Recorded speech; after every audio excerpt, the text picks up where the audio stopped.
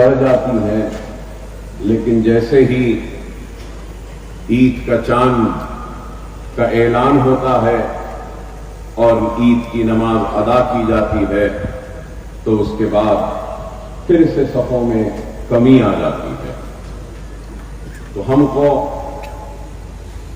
نمازوں کے پابند اور مساجدوں میں جا کر باجماعت نماز جس طریقے سے ماہ رمضان میں ادا کرتے ہیں، اسی طریقے سے ماہ رمضان کے بعد بھی ہم کو مساجدوں میں جا کر بانماز جماعت کے ساتھ ادا کرنا چاہیے، اور زندگی کے ہر حالات کا اگر ہم مقابلہ کر سکتے ہیں تو ہم دین اسلام پہ مضبوطی سے قائم رہ کر حالات کا مقابلہ کر سکتے ہیں۔ کئی لوگ اللہ کی آزمائش میں، پریشانیوں میں اللہ سے ناراض ہو جاتے ہیں، تو اللہ سبحانہ و تعالیٰ قرآن میں ارشاد فرما رہا ہے کہ میری آزمائش میں جو مجھ سے ناراض ہو جائے گا تو میں بھی اس سے ناراض ہو جاؤں گا، اور میری اس آزمائش میں جو میرا شکر ادا کرے گا تو میں اس سے خوش ہوں گا۔ تو اللہ کی آزمائش کئی شکلوں میں آتی ہے، اور اللہ کی آزمائش میں ہم کو پریشان ہونا نہیں ہے، بلکہ سجدے میں گر کے اللہ کی آزمائش میں اللہ کا شکر بجا لانا ہے، تو اللہ آپ سے خوش ہوگا۔ اور اللہ کی آزمائش میں ہم کو مایوس ہونا نہیں ہے، کیونکہ رسول اللہ صلی اللہ علیہ وسلم کے حدیث شریف ہے کہ مایوسی کفر کی نشانی ہے۔ مایوس نہیں ہونا، وہ قوم جو حالات کے سامنے اپنے آپ کو یا اپنے گھٹنوں کو ٹیک دیتی ہے، تو وہ قوم کبھی بھی سرخرو نہیں ہوتی۔ ہم کو نہ مایوس ہونا ہے، نہ خائف ہونا ہے، بلکہ ہم کو اللہ کی رسی کو مضبوطی سے تھامے رہنا ہے اور اپنے ایمان پر قائم رہنا ہے۔ جب میں بات ایمان کی کرتا ہوں تو ایمان کا مطلب کیا ہے؟ ایمان کا مطلب ہے زوال شکست، مطلب یہ کہ شکست کو زوال دو تو وہی ایمان ہے۔ اور ایمان مضبوط کس سے ہوتا ہے؟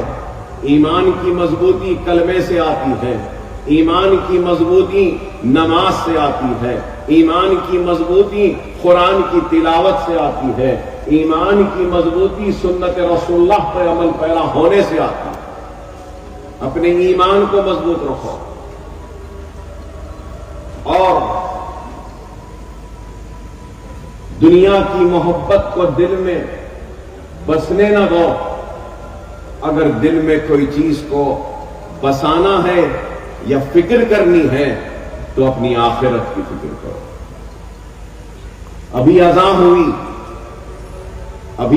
ہوئی تو میں یہ بھی ضرور کہنا چاہوں گا کہ اگر آپ کے محلے کے ایک گھر میں اگر کسی کی پیدائش ہوتی ہے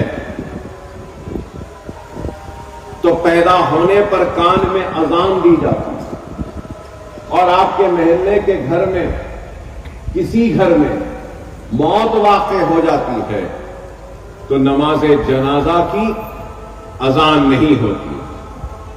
پیدا ہونے پر کان میں اذان، نماز جنازہ کی اذان نہیں، تو اللہ یہ بتا رہا ہے پیدا ہونے پر کہ کان میں اذان دلوا کر کہ جتنا وقت اذان کے ہونے میں اور جماعت کے ٹھہرنے میں ہے، اتنا ہی وقت انسان کی زندگی اور موت میں۔ تو ہم کو اس بات کی فکر کرنی ہے، تو وہ فکر اپنی آخرت کی کرنی ہے۔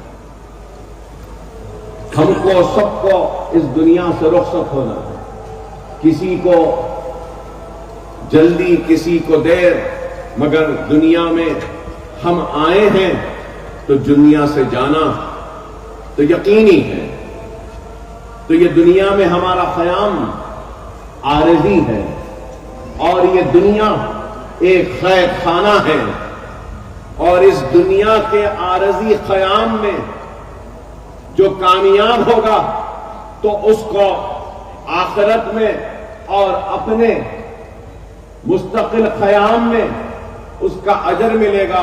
اور دنیا کے اعمال ہی اس کے ساتھ جائیں گے اور وہ اعمال یا تو اس کو جہنم کی آگ میں ڈالیں گے, دوزخ میں ڈالیں گے, یا تو پھر وہ اعمال اس کو جنت میں لے جائیں گے.